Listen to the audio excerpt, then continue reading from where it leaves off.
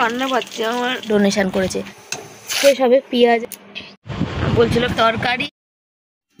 চলে এসেছি বাজার থেকে মাছ নিয়ে, আর জামা কাপড় ধুয়ে ওই যে রেখে গেছি, এখনও মেলার সময় হয়নি। আর যে তোমাদের সঙ্গে যে সামনাসামনি কথা বলবো বাইরে, সেটা সম্ভবই না। যতই কথা বলি কথাটা আমাকে সেই ওখানেই আমার ভয়েস ওভার দিতেই হয়, সেই জন্য ওখানে কথাটা থাকেই না। কথাটা থাকে না তার কারণ বুঝতেই পেরে যাচ্ছ। তো এখানে দেখো মাছ নিয়ে এসেছি, মাছ ধুচ্ছি। আর এখানে মাছ আজকে এনেছি, শুধু মাছের মাথা দেয়নি, মাছের মাথাটা দিলে ভালো হতো, একটু লাউ দিয়ে করতে পারতাম। তবে লাউটা দিয়ে করব না, আমার বর যাবে হচ্ছে জল ঢালতে।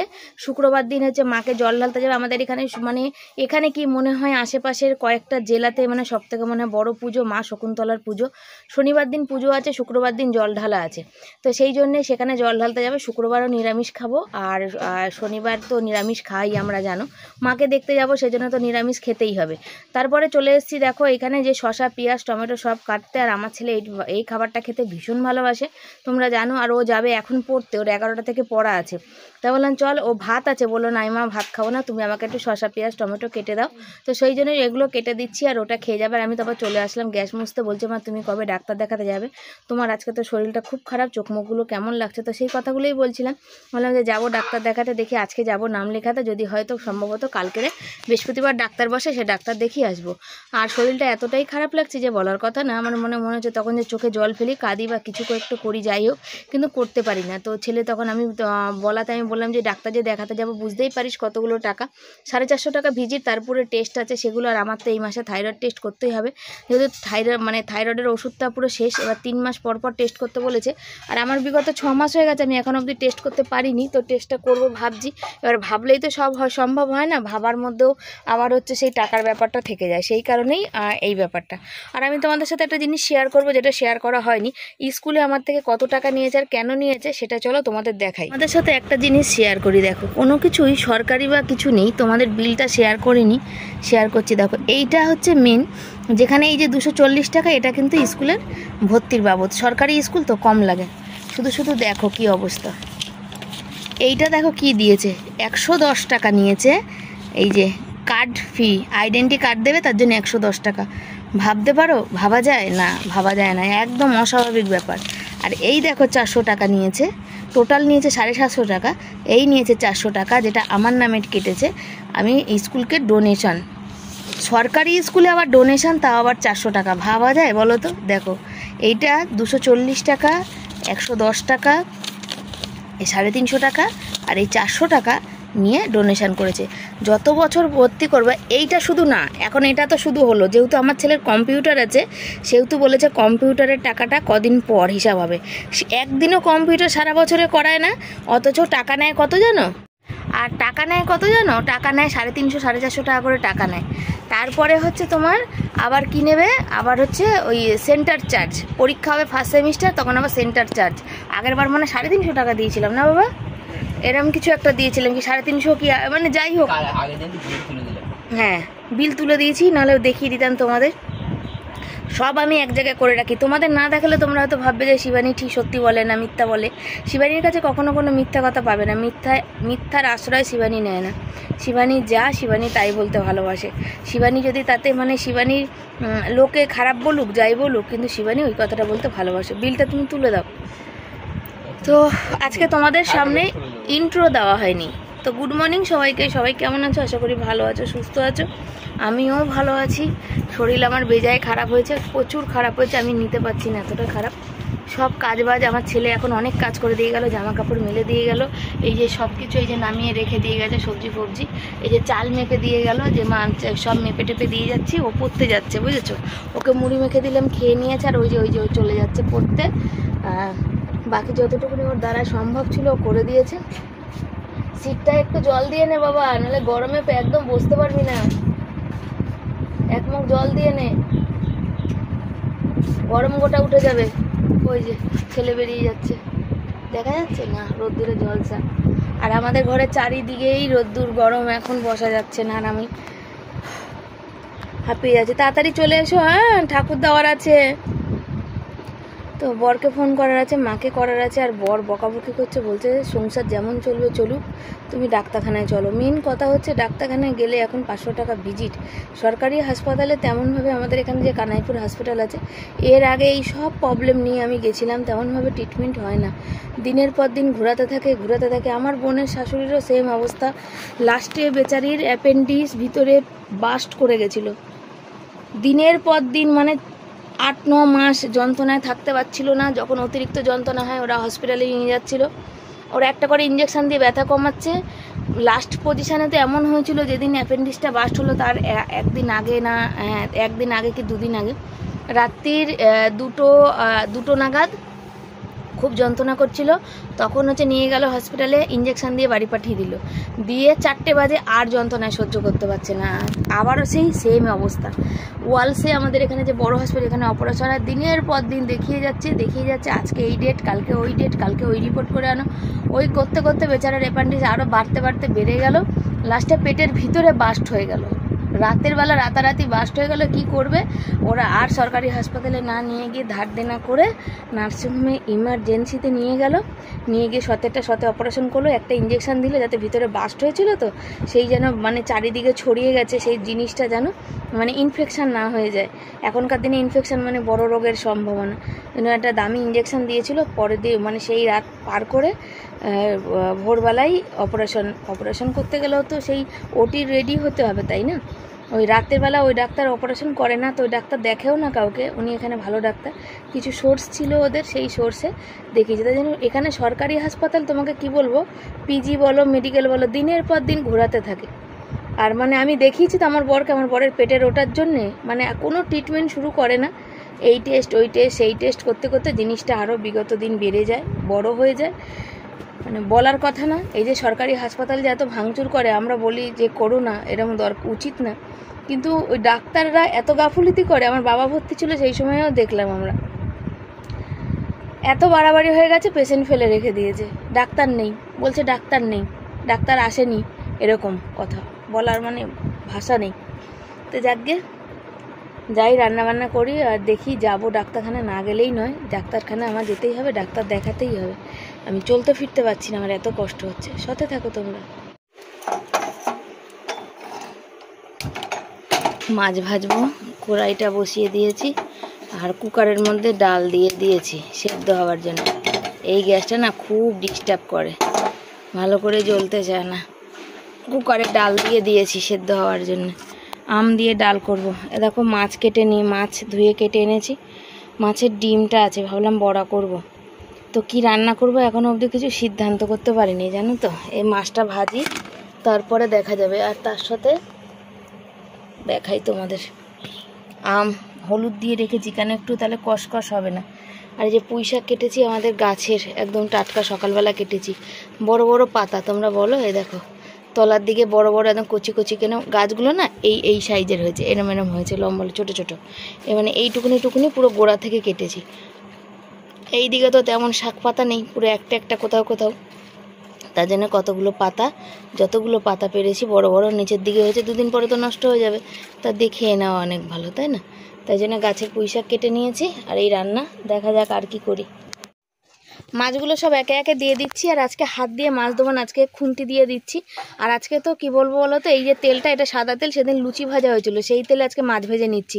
ভাজা তেলেই আমি ভেজে নিই, আর যেটুকু তেল থাকবে তারপরে ওটা বড়া ভেজে নেবো। আজকে মাছের ডিম রয়েছে, মাছের ডিমের বড়াটা এই তেলেই করে নেবো ভাবছি, জানো তো। তো এই প্রথমে দেখো 4 পিস দিলাম, আর 2 পিস আছে সে দেবো। আজকে তো মাথা নেই, তাই জন্য বেশি তেলের দরকার পড়বে না, কেন মাথাটা থাকলে, মাছের মাথাটা ডুবন্ত তেলে না ভাজলে সেটা ভালো হয় না।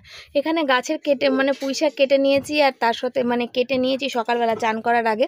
তার সঙ্গে এখানে কুমড়ো, পটল, বেগুন, আলু সব কিছু দিয়ে তরকারিটা করব। তবে একটা জিনিস আছে জানো তো, বেগুন আমি যত বড় করেই দিই না কেন, বেগুন আমি কিছুতেই খুঁজে পাই না। আর কুমড়োটা এতই আমি ভালোবাসি, পুঁই শাকের মধ্যে দিলে, আমার বর বা 5 তরকারিতে মধ্যে দিলে, ছেলে বা বর দুজনেই আমাকে কুমড়োটা তুলে দেয়।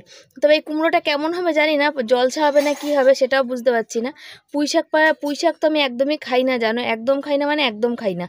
ওর মধ্যে হয়তো সবজিটা বেছে যদি ওই বললাম যে কুমড়ো ভালোবাসি, বর যদি দেয় তো দেয়, কিন্তু পুঁই শাক খেলে এখন মানে মুসুর ডাল খেলে, আজকে তো আবার ডাল করব, মুসুর ডাল খেলে বড্ড বেশি না হাত পার যন্ত্রণা বাড়ে, আর পায়ের আমার ইউরিক অ্যাসিডও আছে, তার সাথে তো পায়ের গোড়া টোড়াগুলো ভীষণ ব্যথা করে, সেই জন্য মুসুর ডাল খাই না। কিন্তু মাঝে মাঝে তো ইচ্ছা করে, বলো যে আম দিয়ে একটু ডাল খাই, টকটক করে বেশ ভালো লাগে। আর চাটনিটা খাই, সচরাচর খাই না বলবো না, তবে চাটনি আমার অত পছন্দ হয় না যত না আম বাটাটা পছন্দ হয়।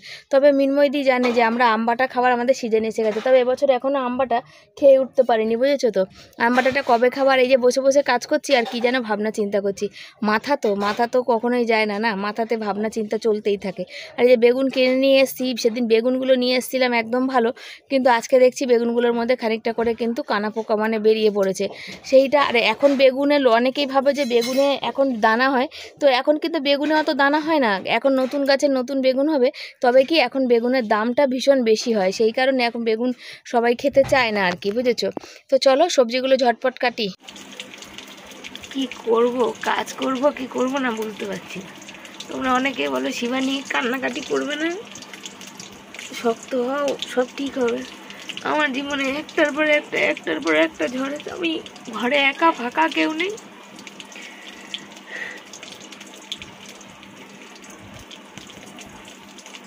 শরীরের প্রচুর কষ্ট হচ্ছে, যা কষ্ট হচ্ছে আমি বলে বোঝাতে পারবো না। চোখের জল কিন্তু আমার ওই গ্লিসারিন বা ঘরের জল চোখে ফেলে না, তার কারণ তোমাদের বলবো, আমি ডাক্তারে দেখি, কালকে দেখিয়ে আসি, আমার সেই পুরানো রোগ যদি ফিরে আসে, জানি না কতদিন আর থাকবো কি থাকবো না, তাও জানি না। আমার কিছু ভাল লাগছে না, দু চোখ বেয়ে জল আসে, বলার মতো কোনো মানুষ নেই, মার কাছে গিয়ে কাঁদতে পারি না। মা তো একটা মানে হাই প্রেশার, তারপর স্ট্রোক হয়ে গেছে, বাড়িতে বর এই রোদ্দুরে বাইরে এখন কাজ করছে, রাজমিস্ত্রির কাজ। বরকেও যে বলবো, মনে দুটো কথা বলতে পারি না, ভয় লাগে মানে ঝগড়া অশান্তি বা রাগারাগির ভয় না, ভয় হচ্ছে আমি তো দুটো কথা তোমাদের বলে বা কোথাও বলে মন শান্ত করতে পারি, কিন্তু ও তো ঠান্ডা মানুষ, ও কোথাও কোনো কথা কাউকে বলে না, বলতে পারে না। তো ওকে চিন্তার মধ্যে রাখলে যদি কিছু হয়, ওর কিছু হলে তো আমরা শেষ, তাই না।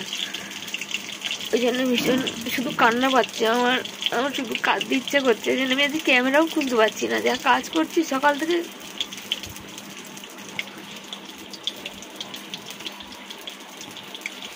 শুধু মনে হচ্ছে যদি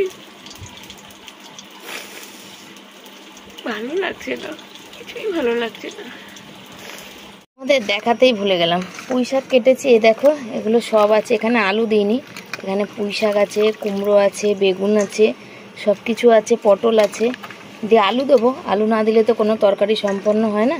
এটা এখানে একবার ধুলাম, এবার ঝাঁঝরিতে, এই যে ঝাঁঝরিতে তুলেছি, বাইরে গিয়ে আর একবার ধুয়ে নিয়ে আসবো, কেন কাটতে কাটতে জলে না রাখলে না একটা বিচ্ছিরি দাগ হয়, আর বেগুন টেগুনগুলো একটু জলে রাখলে ভালো হয়।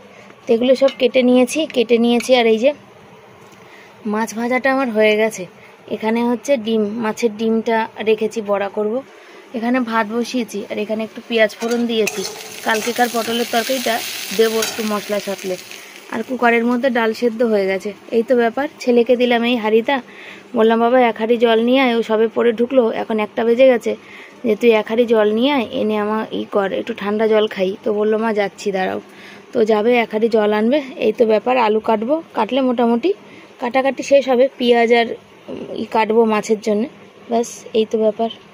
আচ্ছা বন্ধুরা, মাছ ভাজা কিছু রান্না হয়নি, বললাম যে শুধু মনে হচ্ছে দু চোখ দিয়ে আমার জল আসছে, আর কিছুই না, কষ্ট হচ্ছে, কষ্টর সমাধান কবে হবে জানি না। তো টকের ডাল বসাবো, ফোড়ন দেবো, ডাল হয়ে গেছে, আম দিয়ে ডাল করবো, অনেকদিন ধরে মসুরির ডাল আম দিয়ে খেতে করছি, আর কিচ্ছু রান্না হয়নি, অনেক কিছু বাকি আছে এখনো।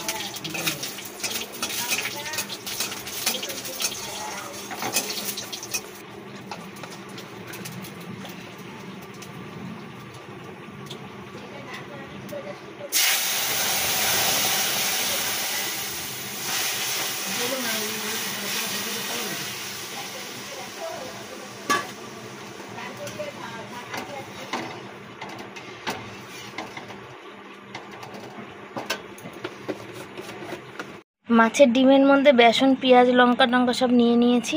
আর মাছের ঝাল বলো তোমরা কি বলো আমি জানি না। তো দেখো একদম থকথকা হয়েছে, ঝোল হয়নি, কিন্তু এর মধ্যে কোনো মশলা আমি দিইনি, কেন আমি শিলনোড়ে আজকে পাতিইনি, দেখতে পাচ্ছ তো। শুধু একটু পেঁয়াজ ঘষে দিয়েছি, একটা টমেটো দিয়েছি, জিরে আর লঙ্কার গুঁড়ো। রান্নাটা এমন একটা জিনিস, যদি তুমি অল্প তেল মশলাতেও করো না, সেটাও কিন্তু টেস্ট হয়। আমি কিন্তু খুব বেশি তেল দিয়ে খাই না, কেন আমাদের শরীরে সমস্যা আছে। তা সত্ত্বেও দেখো আমাদের কালারটা কিন্তু সেই রকমেরই হয়। দেখতে সুন্দর হলে খেতেও ভালো হয়। কথায় আছে না কি, ওই দেখেন সুন্দরী না কি একটা বলে। কড়াইটা এখন ধুয়ে নেবো, নিয়ে হচ্ছে এই বড়াটা ভাজবো, ভেজে ওই তেলেই আবার ওটাকে চাপিয়ে দেবো, বুঝেছো না, তেলটা আবার কড়াইতে থেকে যাবে। ডালটা হয়ে গেছে, বাটিটা পুরো টুপু টুপু হয়েছে, তো বাটিটা আর সরাবো না, বাটিটা ওখানেই থাকবে। আর এই দেখতে পাচ্ছ ভাতও হয়ে গেছে, আর কুকারে একটু আম সেদ্ধ করলাম, বরকে শরবত দেবো। কেন বলো তো, তার কারণ হচ্ছে যে না গ্লুকন্ডি আনতে পারবো না, এখন দই আনতে পারবো। হাতের টাকা পয়সার অবস্থা খুবই খারাপ, তার মধ্যে আমার আবার কি হয়েছে সেটাই তো জানি না। সেই জন্যই এখন এই যে এরকমভাবে চলছে। মাছের ডিমটা মাসি আমাকে ভালোবেসেই দিয়েছে, জানো তো, ভালোবেসেই দেয়। কোনোদিন মাছের মাথা, কোনোদিন মাছের ডিম, বা কোনোদিন মাছের ওজনেও বেশি দেয়। নাহলে 250-300 মাছে এতগুলো হয় না, ছোট বড় করে আমাদের 2 দিন কিন্তু হয়ে যায়। আজকে 250 মাছ ছিল, তাও ছোট বড় করে আমাদের 6 পিস কাটা হয়ে গেছে। তো মোটামুটি আমার সাথে এরকম দুর্ঘটনা ঘটার পর অনেকেই আছে যারা আমাকে কিন্তু এখন বাজারে বলো বা দোকানে বলো, মানে আমাদের এই এলাকার মধ্যে আমার ঘটনাটা পুরো ছড়িয়ে গেছে। তো এই আমাকে কিন্তু সবাই কিন্তু খুব ভালোবাসে। সেটা কিন্তু তারা দান বলো, যাই বলো, ভালোবাসা বলো, দান বলো, যেটাই বলো, কিন্তু বাসে। চলো, এইটা তো আমার সংসারটা তো চলছে, সেটা একটা কথা। আর এই মানুষের এই মানুষ যে যতই যা বলুক, কিন্তু এই মানুষগুলোর ভালোবাসা আমি এটা ভালোবাসা হিসাবেই নিই, আমি এটা কখনোই সেই দান হিসাবে নিই না। আমি জানি যে আমাকে ভালোবাসে, তাই জন্য সেই জিনিসটা দেয়। এই বাজারে সমাজে নিজের আপনজনেরা নিজেদের দেখে না, সেখান থেকে হচ্ছে তারা তো আমার রক্তের সম্পর্কই না, তারা আমাকে যখন এতটুকুনি দিতে পারে, করতে পারে, তা সেটা আমার সম্পূর্ণ ভালোবাসে বলেই তারা আমার পাশে এসে দাঁড়ায়। তারা মনে করে যে এই শিবানীর পাশে দাঁড়ানো দরকার। তো এই মাসি সবসময় আমাকে মাছের তেল ভালো থাকলে দিয়ে দেয়। তো আজকে ছিল না, সেই জন্য দেয়নি। আর আজকে আমি চাইনি, হয়তো একটু দাঁড়ালে মাসি দিত, মাসিকে যদি বলতাম। তো দাঁড়ায়নি, আমার মাছের তেল খাওয়ার ইচ্ছা ছিল না, সেই জন্যে, বুঝেছো। কেন টক ডাল, পুঁই শাক এইসব খাবো, গ্যাস অম্বলের ব্যাপার আছে। আর আমার তো পুঁই শাক খাওয়া বারণ, কিন্তু তবুও তো একটু খাবো। তো চলো, সাথে থাকো বন্ধুরা। সব হয়েছে, এখন এই বড়াটা ভাজবো বলেছিলাম, সেই জন্য বড়াটা দিলাম, বুঝেছো। বড়াটা ভাজি, বড়াটা ভেজে নেবো। আর আমার ছেলে দেখো কি বলছে, একটা গল্প শুনছিলাম ইউটিউবে। মা ছেলের মানে বাবা না, 4 ছেলে আর একটা বয়স্ক মানুষ বাড়ি বিক্রি করে, বলে না কিছু কি ভগবান কিছু কিছু পাগল পাঠিয়েছে, উপরে রাখতে পারছিল না, নিচে পাঠিয়ে দিয়েছে, বুঝেছো। যে মানে উনি বলছে আমি একা কেন ভোগ করবো, তোমরা ভোগ করো, কেন পাগল ভোগ করবো, তোরাও পাগল ভোগ কর। সেই জন্য কিছু কিছু পাগল এই পৃথিবীতে পাঠিয়ে দিয়েছে, এটাই বাস্তব কথা। আমি অনেকক্ষণ থেকে আজকে গল্পগুলো শুনছি, আর এই বসে বসে ভাবছি, জানো তো, বুঝেছো, যে কত মানে কি বলবো, মানে শুনি এক একজনের, মানে কত বাবা মা চাকরি বাকরি করে ছেলে পিলে মানুষ করে, আর সে বাবা মার কি দশা, বুঝেছো। এই হচ্ছে ব্যাপার, বুঝেছো। সেই হচ্ছে ব্যাপার। আমি আমার ছেলেকে বলছি আমার অবস্থা ওই হবে, তখন ছেলে বলছে আমি তো একা, তোমার তো আর 4টে ছেলে নেই। সেই হচ্ছে ব্যাপার। এখানে একটু শুয়ে গা গড়া দিয়েছি, লাইট বন্ধ করে দিয়েছি গরমের জ্বালায়, আর ঘামে পুরো দেখো, পাখা হালকা চলছে তাও গরম। পুঁই শাকের তরকারি ওখানে এখনো হচ্ছে। বর এই মাত্র ফোন করে বললো যে তোমরা খেয়ে নাও, আমার আসতে দেরি হবে, কেন একটা আর্জেন্ট কাজ আছে, যেটা 4-5 ঘন্টা, মানে 2-3 ঘন্টা লাগবে বললো, আমার 5টা-6টা বেজে যাবে। তা আমি তো এখন ইচ্ছা করছে না, বাসন কুসন ধোয়ার আছে, রান্না সেরেছি, ওই যে আম সেদ্ধ করে রেখেছি, অন্যদিন তো জল রাখি, আজকে দেখা যাচ্ছে না, আমটা সেদ্ধ করে রেখেছি, বড়া ভাজা হয়ে গেছে, এই যে ছেলে তো বড়া দেখে তুলে তুলে খাচ্ছে। আর পেঁয়াজ লঙ্কাও ভেজে রেখেছি, দেখাবো ব্যাক ক্যামেরা সবটাই, যে পেঁয়াজ লঙ্কাও ভেজে রেখেছি আলু মাখার জন্য। তো এখন যাকগে ভালোই হয়েছে, তো বলে দিল ফোন করে, সেটা ভালো হলো। এত তাড়াহুড়া করে এত কষ্ট করে রান্নার দরকারই ছিল না, আরাম করে শুয়ে থাকতাম একটু, তারপর রান্না করতাম। এমনিও শরীরটাও ভালো ছিল না, মন মেজাজ ভালো ছিল, দেখো নোকে লাগলো, লেগে কেটে গেল।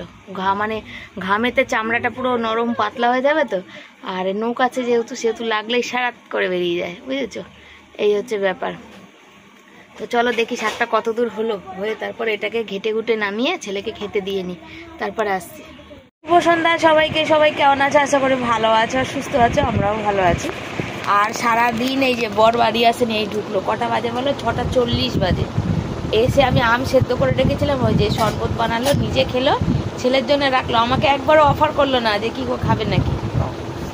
দেখো দেখো বলছে কি অবস্থা মারি, আস্তে কথা বলো তো, তাই তোমরা শুনতে পাচ্ছ না। খাও না, হ্যাঁ ঠিক আছে, কিন্তু অফার তো করতে পারতে। খাবো না পরের কথা, খাই না সেটা পরের কথা, কিন্তু বলতে হবে না যে খাবে কি খাবে না। কি খাও শোনা না, আমি বলেছি তুমি জিজ্ঞাসা করতে হবে, অফার করতে হবে, তাই না? আজ একটু শুইনি, ঘুমাইনি, বরের এই জল ভরার চক্কর। আর ছেলের 7টায় পড়া, 6:40 অলরেডি বাজে, ডাকছি উঠছে না, কখন ওঠে আমি দেখবো, বুঝেছো তো? এত ঘুম ওর চোখে, দেখো চোখ ভরে ঘুম। 4:30 এরকম শুয়েছে, দেখো ক্যামেরা ধরেছে, আমাকে ক্যামেরা চলাতে বলছে। মুখ দেখো, শুধু বুকের এই হাড় পাজরাগুলো দেখো, এই যে সব গোনা যাবে, বুঝেছো? ওই যে গিটার বাজানো যাবে, গিটার বাজাতে ভালোবাসে আমার ছেলে। আমি যদি ভালোবাসতাম তাহলে এখানে বাজাতাম, ওই খাঁচা গিটার বাজা বসো না পাকা পুরো। ওঠো ওঠো ওঠো, 6:40 বাজে, ওঠো। আর ওই যে বর এসেছে, বর যাবে চান করতে, আমি এখানে শুয়ে আছি। আর আজকে সেই দুপুরে রান্না করে বর যে বললো যে বাড়ি যাবো না, তোমরা খেয়ে নাও, সেই থেকে আমি আর ব্লগিংটা করিনি। কেন? তারপরে বাইরে জল ভরেছি, বাসন মেজেছি, ছেলেকে খেতে দিয়েছি, ভিডিওর কাজ ছিল, এগুলো করে আর ক্যামেরা ধরিনি। কেন? অল্প একটু ফোনে চার্জ ছিল, সেইটুকু দিয়ে আমার ভিডিওর কাজটা করতেই হতো, তাই জন্য আমি আর করিনি। ভাবলাম যখন শুতে চলে যাবো ফোনটা চার্জে দিয়ে দেবো, তারপরে উঠে আবার কন্টিনিউ করবো। তো এখন আর বরকে কিছুই দেবো না। কি এটা? নুনটা, নুনের ফটো কি পড়ে গেল? তা কন্টিনিউ করিনি। এখন বরকে বলবো পটল আলুর তরকারি আছে, যেটা ফোড়ন দিলাম তোমরা দেখলে, রাতে তো লাগবে না, ওটা দিয়ে মুড়ি খেতে বলবো। আজকে বরের অনেক কাজ আছে, আমার বাপের বাড়ি জল দিতে যাওয়ার আছে, বাপের বাড়িতে আজকে 2বার করে আমার বরকে যেতে হবে। দেখা যাক কী করছে, চলো পরে দেখা হবে, সাথে থাকো, আসছি পরে। একটুখানি পাখা বন্ধ করেছে, বর সন্ধে দিচ্ছে সের জন্যে। আমার ছেলে তখন গরমে পাগল হয়ে যাচ্ছে, জানো তো? শীতে ওর শীত লাগে বেশি। ওর বাবা একটা কেক নিয়ে এসছে, আসলে ওর বাবাকে ওই যেখানে কাজ করেছে তারা খেতে দিয়েছিল, ওর বাবা খায়নি, ওর বাবা ছেলের জন্য নিয়ে এসছে। আর ওকে বলেছিল সন্ধ্যা দিতে, ওর জামা প্যান্ট ধোয়া পড়েছে তো দেয়নি। ওই যে আমার বরমশাই চান করে এসে সন্ধ্যা দিচ্ছে, আর ছেলে এই যে কেকটা খাবে, দেখো বলছিল খাবো না, এসে খাবো, কিন্তু আস্তে আস্তে 7:30 পড়া তো, প্রায় 10টা বাজবে। হ্যাঁ ফেলতে বললি তো, কিন্তু বাবান তো ফেলে না। খাও, ওকে কতদিন বলি বাটি ভরে না, তুমি খাও, আগে খাও, আমার জানি একটুখানি রাখলাম, আমি খাবো না। বর নিয়ে বসেছে মুড়ি তরকারি, তার সাথে কি এটা বলো তো, কি ওটা বলো? লঙ্কা। কেমন খাচ্ছ? দারুণ। সারাদিন না খেয়ে লোকে মুড়ি তরকারি ভালো খায়, আমি তো ভালো খাই। দেশের ব্যাপার, তাই তো? দেশের ছেলে তো, মাটি ঘাটের ছেলে, তাই মনে করবে। বাবাকে বলবে যে সাইকেলটা হাওয়া দিতে, বাবা খেতে বসার আগেও যদি দেখতি তাও না বাবা দিয়ে দিতে পারতো। আস্তে সাইকেল চালাবে কিন্তু, খুব ভিড় রাস্তায়। তো চলো বর খেয়ে নিক। এসেছি, বসেছি, চা খেয়েছি, লাইভ করেছি, আর ওখানে মা আর ভাইয়ের ছেলে দুজনে খেলা করছে। ওই দেখো, দেখা যাচ্ছে ওকে? ওই যে দরজার কাছে বসে আছে, দেখা যাচ্ছে তোকে? আবার হাই করে দে তো। আর দুজনে খেলছে, আসলে ছোট ভাইয়ের মেয়েটা নিয়ে ওরা বিয়ে বাড়িতে, ওই জন্য ওখানে ওর কিছুই ভাল লাগছে না, ওই জন্য মা ওর সাথে খানিকক্ষণ সময় কাটিয়ে খেলছে। আর আমরা এখন বাড়ি যাব। এই যে বর জল নিয়ে চলে এসছে, জল দেওয়া হয়ে গেছে, এবার আমাদেরও বাড়ির জন্য জল নেবে নিয়ে। আর আজকে বিশাল পরিমাণে সেই গরম পড়েছে, আর থাকা যাচ্ছে না। তাই বলছিলাম বরকেও বলছিলাম, মাকেও বলছিলাম যে কীভাবে মানে টাকা সব ভর্তি পড়াশোনাতে এত এত টাকা গেলে পড়াবে কী করে। ছেলের আজকের একজন স্যারের মাইনা দিয়ে পাঠালাম। আর প্রচণ্ড গরম, এই গরমে বিয়ে বাড়ি, ওরে বাবা। আর আমি তো বলতে পারছি না যাবো কি না। আমি ওকে বলছি, আমার ভাইয়ের ছেলেকে যে তুই যাবি, বলছে তুমি যাবে, আমি বলতে পারছি না। তো সে হচ্ছে ব্যাপার, বাড়িতে যাব, গিয়ে একটু ওষুধ দোকানে যাবো, একটু ওষুধ আনবো। তো চলো সাথে থাকো। তো চলে আসলাম বাপের বাড়িতে, অনেকক্ষণ আগে চলে এসেছি, বড় জল নিয়ে এসছে। আর হচ্ছে গেছিলাম ডাক্তারের ওখানে জিজ্ঞাসা করতে, তো কালকে আছে আর এরপরে আছে, তো বললো 500 টাকা ভিজিট বললো। তো দেখা যাক, আমি বললাম আমার থাইরয়েডও আছে, তো বললো ঠিক আছে ডাক্তারের সাথে এসে তুমি কথা বলো। ওষুধের দোকান আছিল, আমি গেলাম, বর গেছিলো।